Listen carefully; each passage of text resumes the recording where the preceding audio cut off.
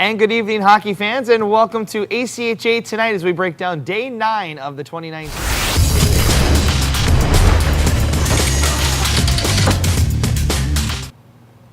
And good evening, hockey fans, and welcome to ACHA Tonight as we break down Day 9 of the 2019 ACHA National Championship Tournament here from Frisco, Texas. I'm Matt Coma. That's Quinn Kuski here for the lone game in Women's Division 1 play today, the only game that needed the best of 3 series as we're set to talk about Grand Valley State and Lindenwood University of Belleville.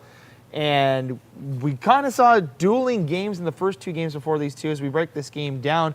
Lindenwood Belleville came back in a flurry, 10-2 yesterday to force this Game 3. We got to see a really highly contested game here for Game 3. Yeah, so the series kicked off with Grand Valley overcoming Lindenwood 4-3, and then you touched on the 10-2 domination from Lindenwood yesterday. And then we thought this series needed 3 games. We were wrong. It needed more than 3 games. We had overtime today. Lindenwood started out the game up 2-0, both goals on the power play. Grand Valley responded in the 3rd period, and they scored a goal in 5-on-5. And then with a little bit over 2 minutes left in the game, they had a 5-on-3 for a full 2 minutes. Lindenwood managed to take 2 penalties, one during a delayed penalty already. And Grand Valley scores in the 5-on-3. They push the game to overtime. Lindenwood kills off a penalty while in overtime, and then on a 2-on-1 break, the captain scores the game-winning goal for Lindenwood. Beautiful move coming in on the 2-on-1, ducks in front of the net, does a backhand between the legs of the netminder, and 3-2, Lindenwood will go on to play Adrian. So that was a pretty highly contested game. So now the Final Four is set. They'll take on Adrian as the 2 seed against the 3 seed. Liberty gets Miami of Ohio in the other semifinal. Before we get talked about who you like and who you don't like, how much of an advantage do the other 3 teams have, being that they had the day off today compared to Lindenwood Belleville? Well, I think you're bound to get an advantage. Look at men's D1. How many years in a row did we have the teams that didn't have to play 4 days in a row wind up winning championships? Mm-hmm. That one day off can make such a big difference, and it'll be very tough for Lindenwood to come out and play, not only having played a game in 3 days in a row, but one of those games being in overtime. All right, so we have Liberty against Miami in one of the semifinals. We get to see Lindenwood Belleville against Adrian in the other semifinal. Let's first start off with that first one. Liberty, the top seed, defending national champions against Miami. We had Ripley Crosley on the show yesterday, the goaltender for Miami. She hasn't allowed a goal, and she said on the show last night that she wants to see Liberty because she got the draw in the regular season against them. What do you see in this game between these 2 teams? Well, it's a pretty simple matchup. You have the high-octane offense of the Flames versus the incredible net minding of Ripley Crosley. And I think Liberty's going to go ahead and win this game unless, and see, I'm going to leave myself a little caveat so I can be wrong, unless Miami, Ohio can figure out their offense. I don't care how good your goalie is, you're not going to beat the Flames putting up 1 goal. And Ripoli's not going to be very easy to get a puck by. So if you're Miami, Ohio, I think if you get 3 goals, you win this game. If they score less than 3, Liberty will win. All right, so we look at the other semifinal, Lindenwood Belleville. The Lynx take it on the Bulldogs of Adrian College. We've seen how explosive that offense can be for the Lynx. How do they match up against Adrian? Well, it comes down to one thing. If you're Lindenwood, stop taking so many penalties.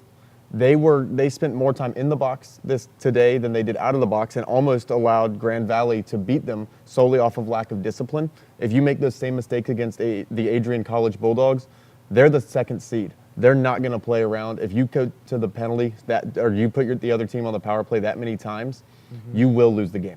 All right. Well, I'll have you put your fan cap on before I let you go. We have the semifinals. Who punches their ticket to the championship, and who ends up walking away of this Final Four? I think you got to go Liberty-Adrian with a rematch. I think Liberty and Adrian will go on to win, and I think we're going to see a repeat, and Liberty's going to win the whole thing for the 2nd year in a row. All right, semifinals are here at 1 o'clock and 4 o'clock here at the Comerica Center right behind us. Check out acha.org for the game times. That is what team is going to play in what time slot, but we'll have them both for you right here on the ACHA network. Quinn, thanks for stopping by. Always appreciate it. Always fun, Coma. All right, we're going to take a break. When we come back, we'll break down the final day of pool play at Division 2 for the women's side. As their Final Four is set, we'll break that down with Thomas Biondo coming up next right here on ACHA Tonight. Dallas, Texas, in a stadium that has been sold out for months, the Cotton Bowl. Notre Dame leading 17-14. 1:10 remaining in the game, and Texas will Street at quarterback. Street gets to the second man for a touchdown for Texas. The 2020 Bridgestone NHL Winter Classic, an annual celebration of hockey's heritage. Tickets on sale April 23rd. The Cotton Bowl, New Year's Day. It's gonna be a classic. And welcome back to ACHA tonight as we continue to break down Day 9 of the 2019 ACHA National Championship Tournament. Matt Koma joined now by Thomas Biondo. We were over at McKinney earlier today breaking down the Women's 2 tournament as we had the final day of pool play. Every spot except for one was on the line to get to the semifinals. We knew Assiniboine was going to make it in as they won Pool B yesterday, but the rest of them were decided today, and it kicked off with a winner-take-all game between Minot State and Boston College, a game that you got to call earlier this morning. Yeah, MVP of that game was the BC netminder, Oliveri. She was fantastic. After the first period, shots were 22-3, 46-13 after 2, and it was a 1-0 game. Jeez. But Minot would be able to finish strong. They get 4 in the first 8 minutes of the third, really put that one away, and end up being the Pool A winners. Yep, so Minot State punches their ticket to the semifinals with that win over Boston College. And Minot State, they look pretty darn good. They've been dominant in all 3 games that they've played this season. They have been, and you know what? It's because I feel like I've said every name on their roster multiple times during a course of a game. Everybody's noticeable, and sometimes you'll go, periods without being like, oh, did this person play? Did I say their name? Did I miss their number? Not with Minot. Everybody's out there. Everybody's active. Anybody can score at any given time. They look really good. All right, the first game on my side of the rink, Assiniboine, who already punched their ticket to the semifinals, taking on a Rowan squad that was looking for their first win. Assiniboine pretty much controlled this game from the get-go. They dominated the shot tally. I think it was somewhere on the lines of about 57 to about 15 for the shot counts in this one. But Rowan's University, their tender, Emily Render. Emily Render amazed me in this game. I know you got to see her twice so far. I got to see her for the first time today. 187 saves in 3 games. It's the only time that you're going to see a goaltender that has a save percentage around 8.7 and a goals against average probably at around 8.5. That should be an MVP because honestly, I think I said it yesterday about her, and I'm going to say it again. Even if I knew how to skate and was a goaltender, there's no way I'm getting that many shots. She was fantastic all 3 games, and I know how that sounds, but she was really good. She has my vote for all tournament team for sure. I know the team went 0-3, and like the stats on one side doesn't look good, but the other side looked really impressive, and she looked amazing. It's one of those one of those times where you can really say that stats totally misleading. Doesn't tell the story of how well a particular player, in this particular case, her, played. And on the flip side of Assiniboine, they get another win. They go 3-0 in their pool play as they move on to the the semifinals, trying to get to the final for the first time. They'll move on here. The Cougars, they look pretty solid as well. They have a good, solid offense. Rachel Charles has been the standout offensively for them. Had a hat trick in this game today for them. As Assiniboine looks like a potential dark horse, they're going to take on the winner of Pool D. We'll talk about that in just a minute. But moving on to the next one, you got to see 3 really good games on your side. Mercyhurst and Northeastern, both teams looking for a win on Day 3 of the pool play. Yeah, it was after one. This was the most even game I've seen. I think the final shots ended up to be within 6, one way or the other. It was really, really close throughout, but it was 3 straight penalties to Mercyhurst. They were on top 4-1. There was a power play goal, to power play goal that made it 5-2. So it looked like it was going to be a runaway. And then late goals, 2 goals in the third period by Northeastern, cut it to 1 at a 5-4 game. But they would score one of the players that probably also would be at least an honorable mention, as would be Rochi for that squad. They would score. She'd scored at 13:32. That would put it away. But again, a really, really good game as Mercyhurst skated away with a victory there. Again, good effort by Northeastern. I thought they were good through the games that I saw, but in this one, it was Mercyhurst was a little bit better. All right, so the Lakers pick up a win on Day 1, their first one of the tournament. As we saw the next game in Group C, this was a winner-take-all game as well. Was shaping up to be the game of the day between these 2 teams, North Dakota State and Bishops, with a spot on the line in the semifinals. The winner was going to take on that Minot State team that clinched their spot earlier in the day. And this was a great game up until the end. As Bishops in North Dakota, they traded power play goals in the first and second periods. It was a 2-1 game going into the third. Bishops was able to kind of push ahead, made it a 2-goal game, but North Dakota State brought it back to a 3-2. But it really came down to the play of Ariane Charette, A hat trick for her in this game as Bishops wins 5-2 as they kind of pulled away down the stretch. They got a couple late goals as Bishops punches their ticket back to the semifinals. Of course, this was a matchup of semifinal teams from a year ago. One of these teams was not going to make it as Bishops ended up getting back to the semifinal. They lost to Lakehead a season ago. They won't have to face the Thunderwolves until the championship game if they get that far. But Bishops looks another solid team as we see yet another Canadian team. I'm going to bring that up in a second. But first, let's talk about the last game, Buffalo and Adrian College. Pool D was still up for grabs for all three teams. They were still all mathematically eligible to win this pool. Iowa State needed to not only win their game against Lakehead, they needed to win by 10 and have Buffalo lose by 10, but it really came down to Buffalo and Lakehead. Let's also be honest, Iowa State had not scored yet. Yes. So the likelihood was not there, but it was still possible. You're saying there's a chance. Absolutely. So we moved to Pool D, Adrian against Buffalo. Buffalo ends up getting the win in this one as they beat Adrian College in a pretty good game that came down to the wire. It was the best part about this game. It was back and forth. It was 2-1 after one, and then Adrian scored 2-1 Adrian after one. Buffalo would get 2 in the second, but with 16 seconds left, Adrian would add one to lock us up at 3 going into the third. Buffalo would then get 1. Adrian would answer to be at 4 apiece. But then 27 seconds apart in the latter stages of the third period, Buffalo would score 2. They then hold on to the 6-4 victory. That 27-second stretch obviously was the deciding factor in that game as Buffalo got the 6-4 victory. All right, then that would mean so Buffalo gets the win. So that would mean Lakehead would have to win their game against Iowa State in order to clinch their spot in the semifinals. If they would have lost, Buffalo would have been the team that would have gone out of Pool D. But the Thunderwolves, they looked very much like the national champions that we expect them to see. They dominated this game against Iowa State. Shots were 61-10 in this contest. They did not allow any defense, but Iowa State did get that first goal of the tournament as Hogg got the lone goal for Iowa State in this tournament. But Lakehead, they win 6-1. They punch their ticket to the semifinals as they win Pool D. So the Final Four is set. We're going to see Minot State against Bishops in the first semifinal at 10. You're going to be on the call for that one. Okay. As I'll have Lakehead against Assiniboine. We have 3 Canadian teams and a North Dakotan team in the Final Four. So it's kind of no, I'm kidding. Our friends in North Dakota, we love you. You are definitely one of the 50, no question. So we get to see these teams. I want to go back to the point. We have all 3 Canadian teams that were in this tournament. They're now in the Final Four. I mean, is anybody shocked? I mean, come on. I mean, it's Canada. That's what they do. That's what they do. And again, a lot of good effort. You know, you mentioned it throughout the course of our shows how good Adrian looked as the 6th seed coming out of the West. They played 2 top-flight teams to within 1 goal, and they were in that game against Buffalo till the end.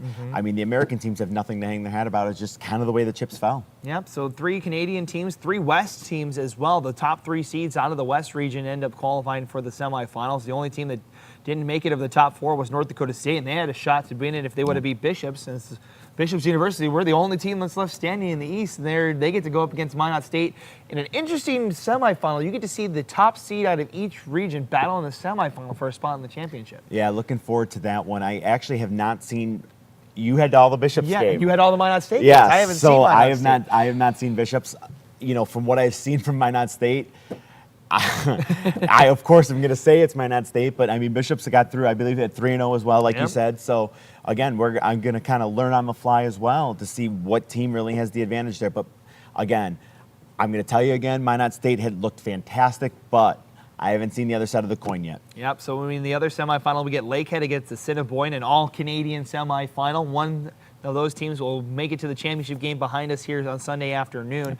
That's going to come down to goaltending, I have a feeling, as neither team was really able to run up the score despite having a massive shot count. Both of these teams did. They ran up the shot count pretty heavily against their pool opponents, but only about, let's say, they would only get to about that 5-goal plateau or 6-goal plateau, even despite putting 60, 70 shots up on the board. So I'm curious to see how the goaltending is on this one. As Lakehead, they're the only team of the 4 that had a loss in the pool play. All the other teams are 3-0. So I'm curious to see how they come out as they don't look as dominant as they did a season ago. And Assiniboine looks pretty good. They could possibly get the upset. Well, this is going to be the Matt Coma special game. And the reason why I say that, I saw Lakehead once over on my side. So you saw Assiniboine twice, and you saw Assiniboine three times, and Lakehead twice. So if you want somebody to break this game down, this is the guy right here that's going to do it. So you listen to him. I've got nothing. I can't add much. I can tell you that, again, Lakehead did in the game that they played, they were impressive over on my side. But again, this guy, go with his pick. So the 3P title hopes are alive for Lakehead. They'll take on Assiniboine at 10:30. I'll have the call on that one. He's got the call at 10 a.m. over at McKinney. Minot State taking on Bishops. The winner of those two games will play here behind us at noon on Sunday for the Women's D2 National Championship. Thanks, Thomas, for joining us here on ACHA tonight, and we'll break down the championship tomorrow. I'm looking forward to it. It'll be great. All right, we'll take one more break. When we come back, Lou Gamlin joins us to break down the semifinal action here at the Comerica Center as the D3 Championship is set. We'll talk about it next right here on ACHA Tonight.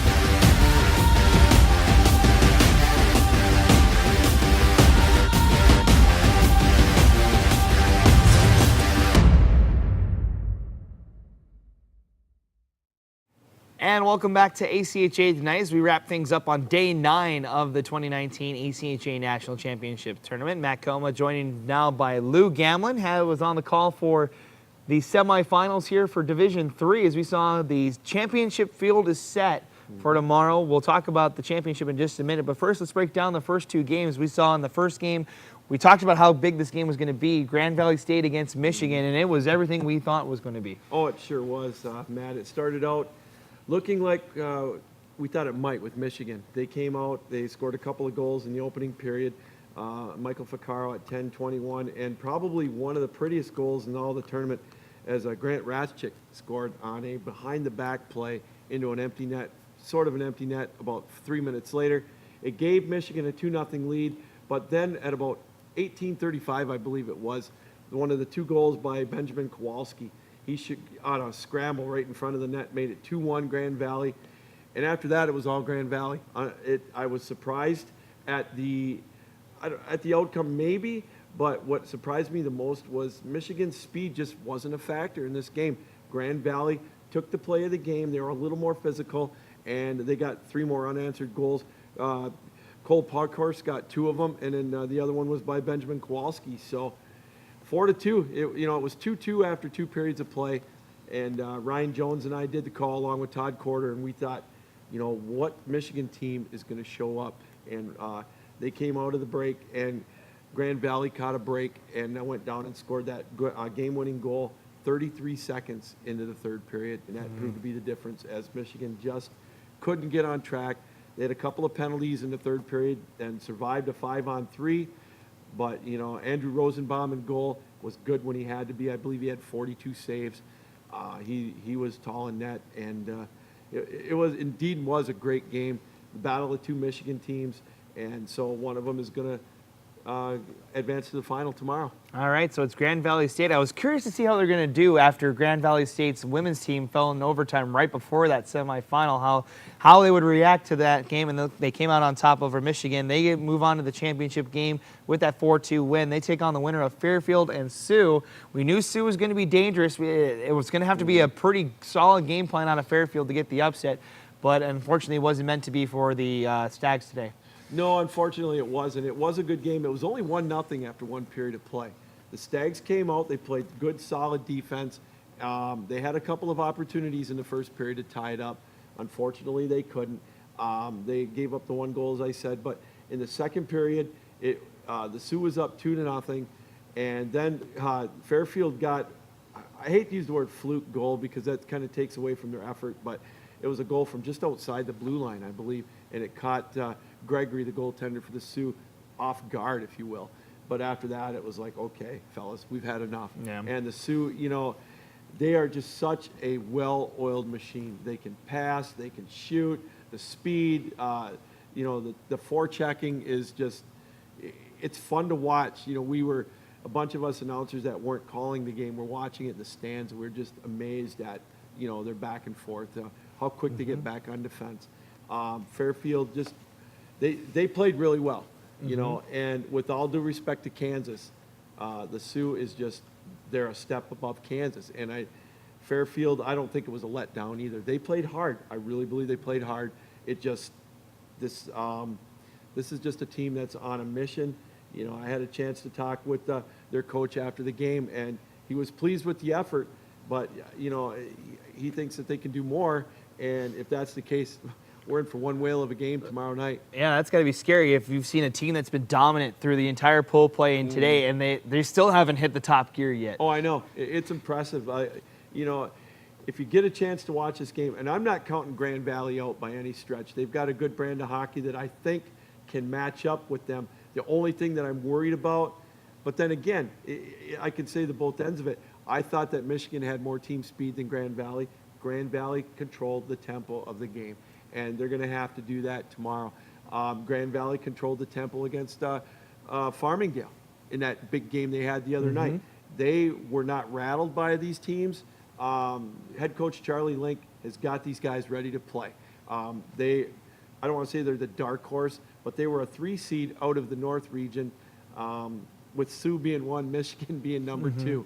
So it sets up for a fun game tomorrow. Really interesting. All right, so it's going to be Grand Valley State against Sioux College.